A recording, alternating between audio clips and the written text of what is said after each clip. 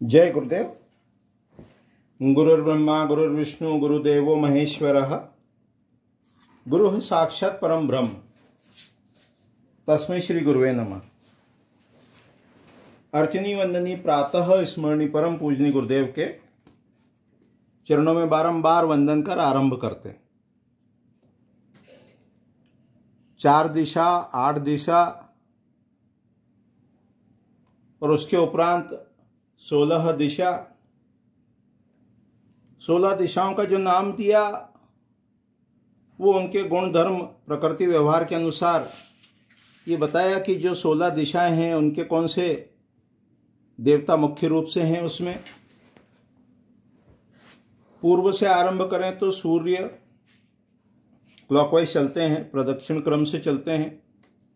सूर्य, बृहस्पति, अग्नि, वितत, यम, भृंग, पित्र, सुग्रीव, वरुण, शोष, मारुत, मुख्य, सोम, अदिति, ईश और जयंत।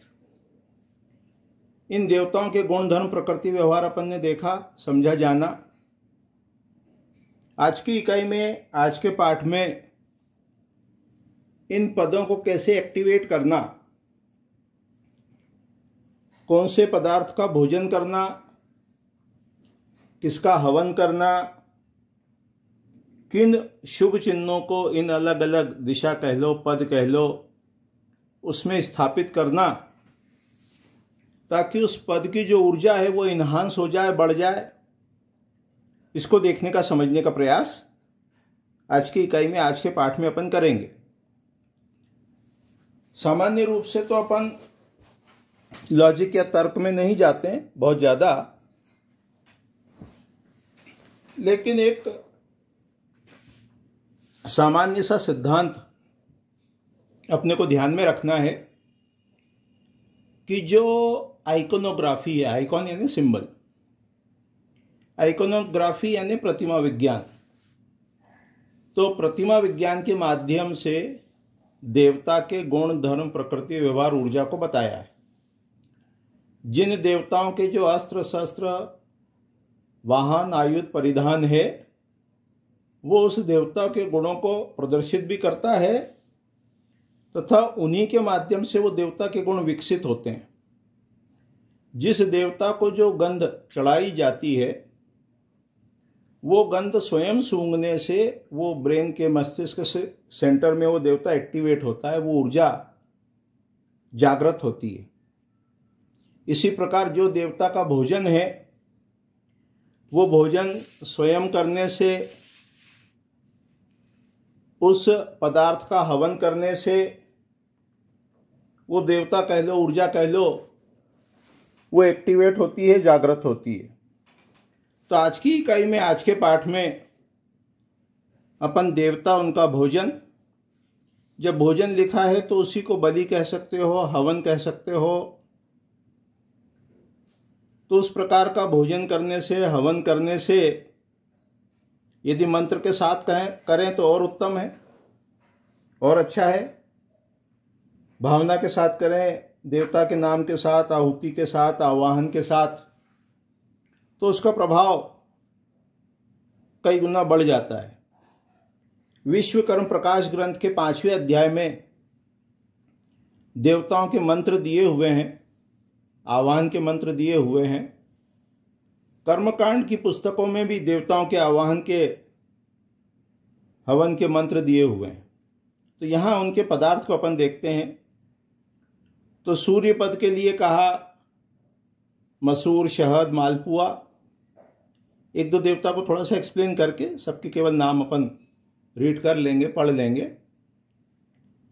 तो सूर्य पद के लिए कहा, पूर्व दिशा के लिए कहा मसूर, शहद और मालपुआ। तात्पर्य क्या है कि पूर्व दिशा में जब कोई दोष हो, बदबू, कटा फटा, झुका टेढ़ा इत्यादि, उसको पहले दूर करो, दोष को दूर करो, ठीक करो, क्रैक्स हो उसको ठीक करो।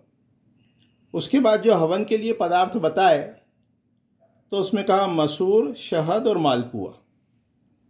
तो इनसे हवन करना है और इनका भोजन करना है। तो उस पद से रिलेटेड जो एनर्जी है, जो बैलेंस नहीं है, कम हो गई है, वो इससे बैलेंस्ड होती है आधुनिक शब्दों में कहो इन्हांस होती है, और ज़्यादा जाओ तो कहेंगे वो देवता एक्टिवेट होता है। तो सभी को बहुत विस्तार न देते हुए थोड़ा सा नाम को रीड कर देते हैं। बृहस्पति के लिए कहा मक्खन व नारियल, अग्निपथ के लिए कहा दूध, घी, कोद्रव। कोद्रव एक प्रकार का धान्य है।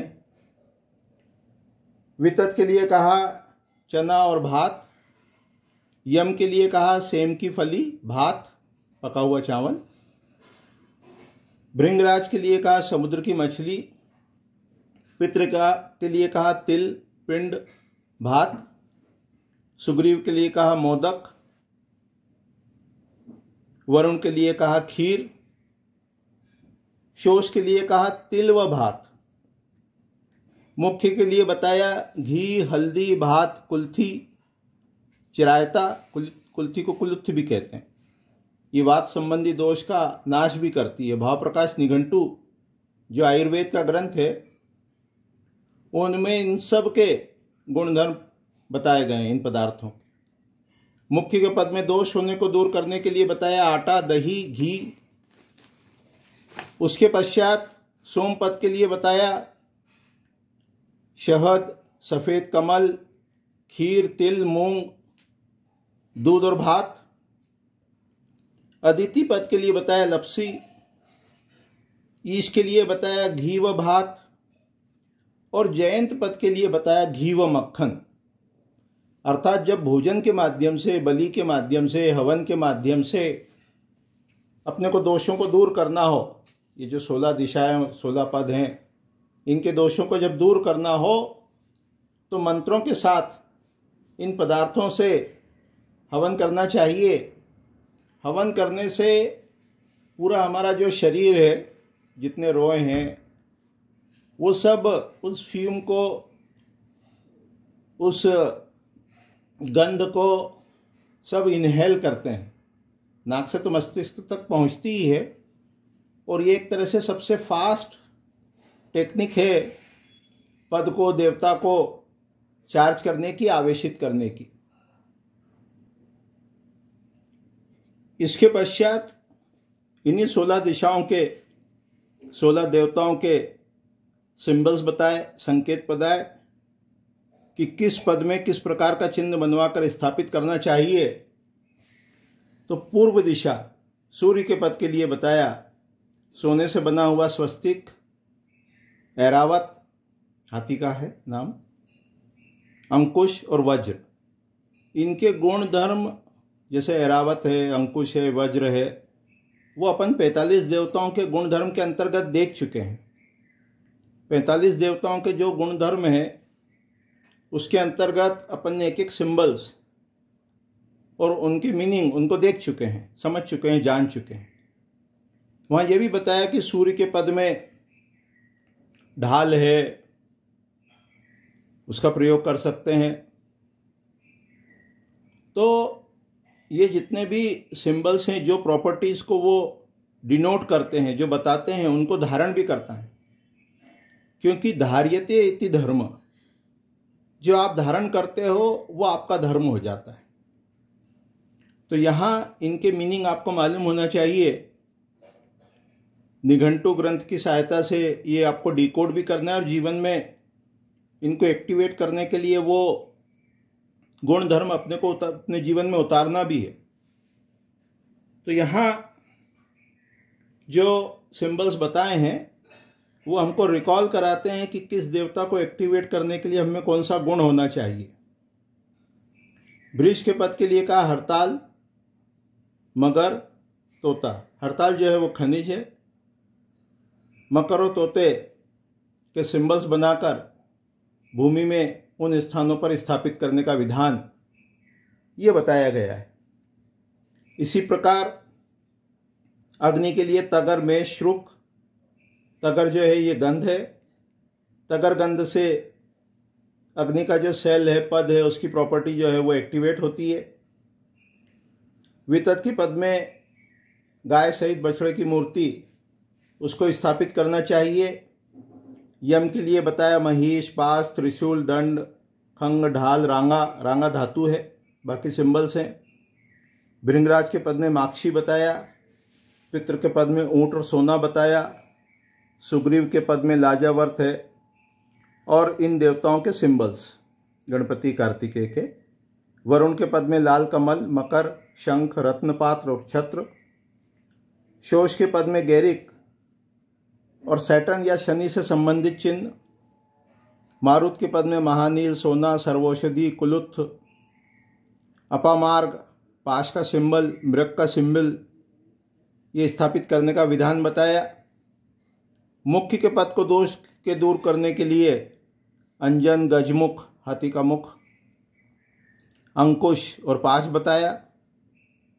सोम के पद के लिए पारा, मरकरी, कलश, सोना, शंख, गदा, कमल, रत्नपार्थ, ये सिंबल्स बताए। अदिति के पद के लिए खंग, गंधक, हाथी, विल्व, कमल, अमृत कलश, शंख बताया।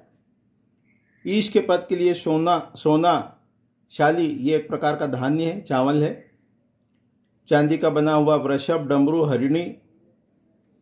और जैन के पद के लिए चंद्रमा, जाति, हिंगुल, छत्र और कछुआ, ये सिंबल्स बताए। सिंबल्स यानी संकेत, आइकॉन। तो सांकेतिक विद्या के माध्यम से वो देवताओं के गुण भी बताए हैं। कछुआ जो है वो धीमी गति से चलने वाला है, अपनी इंद्रियों का तभी उपयोग करता है जब उनकी आवश्यकता होती है, अन्यथा वो एक हार्ड शेल या एक कवच के अंदर रहता है। तो इन गुणों को भी धारण करना है, अपनी इंद्रियों का सदुपयोग करना है। तो ये सारे सिंबल्स हमको ध्यान दिलाते हैं, याद दिलाते हैं कि किन गुणों को अपने को बियर करना है, और सांकेतिक रूप से इनको हम बना के भूमि के अंदर भी स्थापित कर सकते हैं इन देवताओं को एक्टिवेट करने के लिए। सामान्य रूप से सबके लिए जो धातु है, पहले भी देख चुके हैं, वो तांबा, उसके ऊपर चांदी और फिर स्वर्ण। ये जो अपनी प्लास्टिक की शीट्स हैं, इसमें ये नॉर्थ डायरेक्शन बताइए, ये वाला, ये नॉर्थ। तो किसी प्लॉट में, भूखंड में जिधर नॉर्थ हो, जितने डिग्री पर नॉर्थ हो, आगे की आएगी स्लाइड 24 नंबर की, तो वहाँ से वो नॉर्थ का चिन्ह लगा के हम ये अन्य दिशाओं को सबको जान सकते हैं, 16 दिशाओं को जान सकते हैं, देख सकते हैं, और कहाँ कौन सा सिंबल लगाना है, कौन सा संकेत लगाना है, उसको भी हम उस प्लॉट पर, भूखंड पर स्थापित कर सकते हैं। तो अभी इतना ही कह के वाणी को विराम देते हैं। आगामी पाठ में विषय को और आगे बढ़ाएंगे और स्लाइड्स को देखेंगे। आज ये अपनी 20 नंबर की, जो 20 नंबर की स्लाइड्स है, वो पूरी हो गई है। करीब करीब 50 स्लाइड्स अपन ने बनाई हैं, और ये सभी स्लाइड्स विक्रय के लिए उपलब्ध हैं। 2 स्केल्स भी हैं साथ में। तो इससे अपना काम जो है वो सरल हो जाता है। आगे जब अपन प्लानिंग के लेक्चर्स लेंगे तो ये स्लाइड्स की और महत्ता अपने को स्पष्ट होगी। अपना जो फ़ोन नंबर है, वो व्हाट्सएप नंबर है, वो 9229436758, उस पर आप कांटेक्ट कर सकते हैं इस स्लाइड्स को प्राप्त करने हेतु। अभी इतना ही कह के वाणी को विराम देते हैं। आगामी पाठ में विषय को और आगे बढ़ाएंगे। जय गुरुदेव, जय गुरुदेव।